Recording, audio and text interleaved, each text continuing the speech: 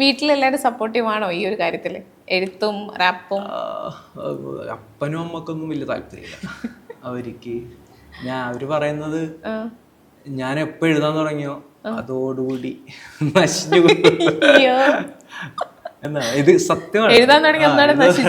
അതായത് അതിനു മുമ്പൊക്കെ ഞാൻ സൈലന്റ് ആയിരുന്നു. അവരെന്തു പറയുന്നു, ഇപ്പൊ ഹോട്ടൽ മാനേജ്മെന്റ് പഠിച്ചത് എന്റെ ഇഷ്ടമല്ല, അവരെന്നെ കൊണ്ടുപോയി ചേർത്തു, ഞാൻ പഠിച്ചു, എല്ലാം അങ്ങനെ തന്നെയായിരുന്നു. എഴുതാൻ തുടങ്ങി, നമ്മൾ ചിന്തിക്കാൻ തുടങ്ങി. അപ്പൊ അതാണ് ഈ അമേരിക്ക എന്ന് പറയുന്ന രാജ്യത്തോട് എനിക്ക് ഇത്ര ഒരു ഇഷ്ടം തോന്നാൻ കാര്യം. എന്നെ എഴുത്ത് പഠിപ്പിച്ചത് ആ രാജ്യം, ആ രാജ്യത്തു നിന്നാണ് ഞാൻ പഠിച്ചത്. കൂടുതൽ ചിന്തിക്കാൻ തുടങ്ങി ആദ്യം. മനുഷ്യന്റെ വില എന്താന്ന് പഠിച്ചത് ഞാൻ ആ രാജ്യത്തു നിന്നാണ്.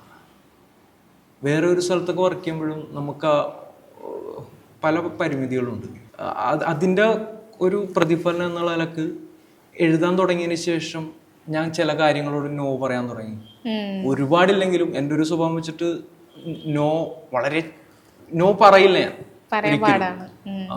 കാര്യം പറഞ്ഞാൽ അവരെന്ത് വിചാരിക്കും, ഇല്ലെങ്കിൽ പോലും ചെയ്യുക എന്നുള്ളൊരു മെന്റാലിറ്റി ഉള്ള ആളായിരുന്നു.